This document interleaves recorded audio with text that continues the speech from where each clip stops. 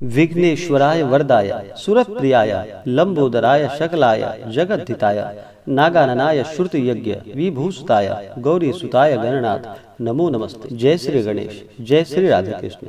आप सभी का हमारे YouTube चैनल पे बहुत बहुत स्वागत है। आइए आज सुनते हैं ज्येष्ठ मास कृष्ण पक्ष की संकष्टी गणेश चतुर्थी व्रत की कथा। इस बार संकष्टी गणेश चतुर्थी का व्रत जो कि 19 मई 2022 दिन गुरुवार को किया जा रहा है। गणेश चतुर्थी का व्रत जो कि हर माह के कृष्ण पक्ष और शुक्ल पक्ष की चतुर्थी तिथि के दिन किया जाता है। कृष्ण पक्ष में पड़ने वाली चतुर्थी को संकष्टी गणेश चतुर्थी के नाम से जाना जाता है तथा शुक्ल पक्ष में पड़ने वाली चतुर्थी तिथि को विनायक गणेश चतुर्थी के नाम से जाना जाता है। इस दिन भगवान गणेश का पूजन किया जाता है और ज्येष्ठ माह के कृष्ण पक्ष की चतुर्थी तिथि को इस दिन एक दंत भगवान गणेश का पूजन किया जाता है। यह व्रत सभी प्रकार के पापों को नष्ट करने वाला सौभाग्य एवं पति प्रदायिनी है और संकष्टी गणेश चतुर्थी व्रत के प्रभाव से व्यक्ति के सभी प्रकार के संकट दूर हो जाते हैं। यह व्रत माता अपने संतान की रक्षा के लिए करती है। यह सभी प्रकार के दुख और कष्टों को दूर करने वाला है तथा सुख और समृद्धि को प्रदान करने वाला है। संकष्टी गणेश चतुर्थी के व्रत में इस दिन भर उपवास रहते हुए भगवान गणेश का सुबह और शाम के वक्त पूजन करना चाहिए। विशेष प्रकार से संध्या के समय में जब चंद्रमा उदित होते हैं उससे कुछ पहले ही भगवान गणेश का पूजन करना चाहिए और चंद्र उदित होने के बाद फिर चंद्र देवता को अर्घ्य प्रदान करना चाहिए। कच्चे दूध का या जल का उन्हें अर्घ्य प्रदान करना चाहिए। उसके बाद ही इस व्रत को पूर्ण माना जाता है।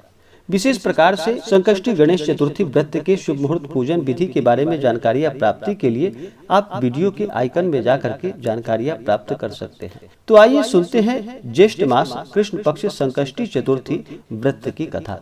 अगर आप हमें कथा के लिए ब्राह्मण दक्षिणा, अन्नदान, वस्त्रदान आदि के लिए देना चाहते हो तो आप हमें अपनी श्रद्धा और सामर्थ्य के अनुसार हमें डिस्क्रिप्शन में जाकर के वहां से गूगल पे, फोन पे या अकाउंट नंबर के माध्यम से हमें ब्राह्मण दक्षिणा अपने श्रद्धा और सामर्थ्य के अनुसार प्रदान कर सकते हैं। तो आइए सुनते हैं ज्येष्ठ मास कृष्ण पक्ष संकष्टी चतुर्थी व्रत की कथा। तो बोलिए प्रेम से भगवान गणेश की जय। एक समय की बात है कि एक बार माता पार्वती ने भगवान गणेश से पूछा कि हे पुत्र, ज्येष्ठ मास की गणेश चतुर्थी को किस प्रकार पूजन करना चाहिए? इस महीने के गणेश जी का क्या नाम है? भोजन के रूप में कौन सा पदार्थ ग्रहण करना चाहिए? इसकी विधि का आप संक्षेप में वर्णन कीजिए। गणेश जी कहने लगे कि हे माता, ज्येष्ठ माह के कृष्ण पक्ष की चतुर्थी सौभाग्य एवं पति प्रदायिनी है। इस दिन आंखों मूषक रथ नामक गणेश की पूजा की जाती है। एक दंत गणेश की पूजा की जाती है। भक्ति पूर्वक इस व्रत को करनी चाहिए। इस दिन घी निर्मित भोज्य पदार्थ अर्थात हलवा, लड्डू, पूरी आदि बनाकर गणेश जी को अर्पित करे। ब्राह्मण भोजन के पश्चात स्वयं भोजन करे। हे माता, इससे संबंधित मैं पूर्वकालीन इतिहास का आपसे वर्णन कर रहा हूँ। गणेश पूजन और व्रत की विधि जो पुराणों में वर्णित है उसे सुनिए। सतयुग में 100 यज्ञ करने वाले एक पृथु नामक राजा हुए। उनके राज्य के अंतर्गत दयादेव नामक एक ब्राह्मण रहते थे। वेदों में निष्णात उनके 4 पुत्र थे। पिता ने अपने पुत्रों का विवाह गृहसूत्र के वैदिक विधान से करा दिया। उन चारों बहुओं में बड़ी बहू अपनी सास से कहने लगी कि हे सास जी, मैं बचपन से ही संकटनाशक गणेश चतुर्थी का व्रत करती आई हूँ। मैंने पितृगृह में इस शुभदायी व्रत को किया है। अतः हे कल्याणी, आप मुझे यहाँ व्रत अनुष्ठान करने की अनुमति प्रदान करें। पुत्र वधू की बात को सुनकर उसके ससुर ने कहा कि हे बहू, तुम सभी बहुओं में श्रेष्ठ और बड़ी हो। तुम्हें किसी प्रकार का कष्ट नहीं है और ना तुम भिक्षुणी हो। ऐसी स्थिति में तुम किस लिए व्रत करना चाहती हो? हे सौभाग्यवती, अभी तुम्हारा समय उपभोग करने का है। ये गणेश जी कौन है? फिर तुम्हें करना ही क्या है? कुछ समय के पश्चात बड़ी बहू गर्भिणी हुई। 10 महीने के बाद उसने सुंदर बालक का प्रसव किया। उसकी सास बराबर बहू को व्रत करने का निषेध करने लगी और व्रत छोड़ने के लिए बहू को बाध्य करने लगी। व्रत भंग होने के फलस्वरूप गणेश जी कुछ दिनों तक कुपित हो गए और उसके पुत्र के विवाह काल में वर वधू के सुमंगली के समय उसके पुत्र का अपहरण कर लिया। इस अनहोनी घटना से मंडप में खलबली मच गई। सब लोग व्याकुल होकर कहने लगे कि लड़का कहाँ चला गया, किसने इसका अपहरण कर लिया। बारातियों द्वारा ऐसे समाचार पाकर उसकी माता अपने ससुर दयादेव से रो रो कर कहने लगी कि हे ससुर जी, आपने मेरे गणेश चतुर्थी के व्रत को छुड़वा दिया है, जिसके फलस्वरूप ही मेरा पुत्र विलुप्त हो गया है। अपनी पुत्र वधू के मुख से ऐसी बात को सुनकर ब्राह्मण दयादेव बहुत दुखी हुए, साथ ही पुत्र वधू भी दुखी हुई। पति के लिए दुखित पुत्र वधू प्रतिमास संकट नाशन गणेश चतुर्थी का व्रत करने लगे। एक समय की बात है, एक वेदज्ञ और दुर्बल ब्राह्मण भिक्षाटन के लिए इस मधुर भाषिणी कन्या के घर आया। ब्राह्मण ने कहा कि हे बेटी, मुझे भिक्षा स्वरूप इतना भोजन दो कि मेरी क्षुधा शांत हो जाए। उस ब्राह्मण की बात को सुनकर उस धर्मपरायण कन्या ने उस ब्राह्मण का विधिवत पूजन किया और भक्ति पूर्वक भोजन कराने के बाद उसने ब्राह्मण को वस्त्र आदि दिए।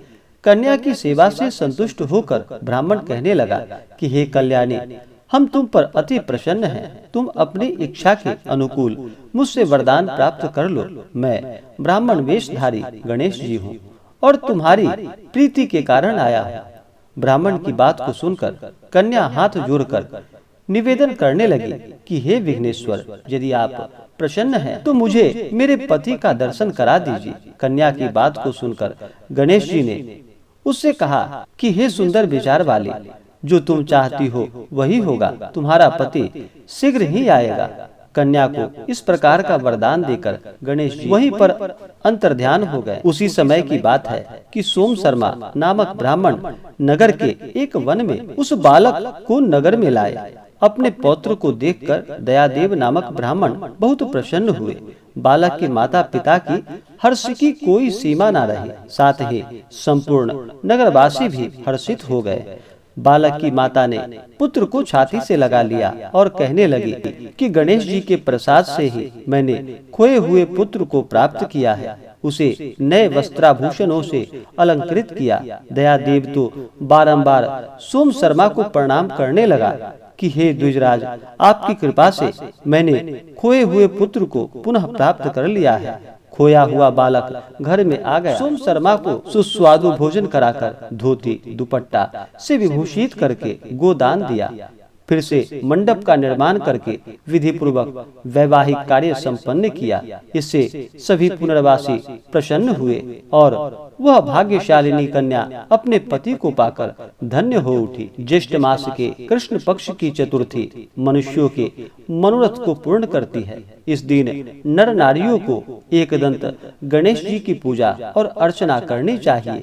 हे देवी, पूर्व कथित रीति से भक्ति पूर्वक जो व्यक्ति इस व्रत एवं पूजन को करेंगे, उनकी संपूर्ण इच्छाएं पूरी होंगी। इस प्रकार से भगवान गणेश ने माता पार्वती के समक्ष ज्येष्ठ कृष्ण गणेश चतुर्थी के व्रत का वर्णन किया। तो बोलिए प्रेम से भगवान गणेश की जय। इसी प्रकार से जो भी भक्त सच्ची श्रद्धा के साथ नियम और निष्ठा के साथ संकष्टी गणेश चतुर्थी का व्रत करते हैं, कथा श्रवण करते हैं, भगवान गणेश जी की कृपा से उनके सभी दुख और कष्ट दूर हो जाते हैं तथा सभी प्रकार के सुख और समृद्धि की प्राप्ति होती है। इस बार संकष्टी गणेश चतुर्थी का व्रत, जो कि 19 मई 2022 दिन गुरुवार को किया जा रहा है। चतुर्थी तिथि प्रारंभ समय 18 मई 2022 दिन बुधवार रात्रि 11:38 और चतुर्थी तिथि की समाप्ति होगी 19 मई 2022 दिन गुरुवार रात्रि 8:26 पे। संकष्टी गणेश चतुर्थी का व्रत, यह व्रत चंद्रोदय व्यापनी इस व्रत को लिया जाता है और भगवान गणेश का पूरे विधि विधान के साथ दिन भर उपवास रहते हुए जब चंद्रमा उदित होते हैं, उस समय फिर चंद्रमा को अर्घ्य देने के बाद व्रत को पूर्ण माना जाता है। तो इस व्रत को 19 मई 2022 दिन गुरुवार को किया जा रहा है। इस दिन चंद्रोदय समय गुरुवार के दिन जो कि रात्रि 10:24 और चंद्रास्त सुबह 7:54। इस दिन सूर्योदय समय जो कि सुबह 5:11 और सूर्यास्त शाम 6:37। इस दिन सूर्य वृष राशि में रहेंगे और चंद्रमा धनु राशि में रहेंगे। इस दिन योग जो कि साध्य योग दोपहर 2:58 तक, उसके बाद शुभ योग नक्षत्र जो कि मूल नक्षत्र सुबह 5:37 तक, उसके बाद पूर्वाषाढ़ा नक्षत्र। गणेश चतुर्थी के दिन राहु काल का समय जो कि दोपहर 1:35 से दोपहर 3:16 तक राहु काल का समय होगा। राहु काल समय के दौरान कोई भी शुभ कार्य या नया कार्य नहीं करना चाहिए, यह लाभकारी नहीं होता है। इस दिन अभिजीत मुहूर्त जो कि सुबह 11:28 से दोपहर 12:20 तक। विशेष प्रकार से संकष्टी गणेश चतुर्थी व्रत के पूजन विधि के बारे में जानकारियाँ प्राप्ति के लिए आप वीडियो के आइकन में जा करके जानकारियाँ प्राप्त कर सकते हैं। तो आशा करता हूँ कि यह जानकारी आपको अच्छा लगा हो। ऐसे ही ज्ञानवर्धक जानकारियाँ प्राप्त करने के लिए हमारे इस चैनल को लाल बटन दबा करके सब्सक्राइब करें, साथ में बेल आइकन घंटी दबाएं ताकि मेरे वीडियो का नोटिफिकेशन आपके पास सबसे पहले पहुंचे। वीडियो को लाइक और अपने मित्रों तथा दोस्तों के साथ शेयर करें। सुखी रहें और स्वस्थ रहें। जय श्री राधे कृष्ण। धन्यवाद।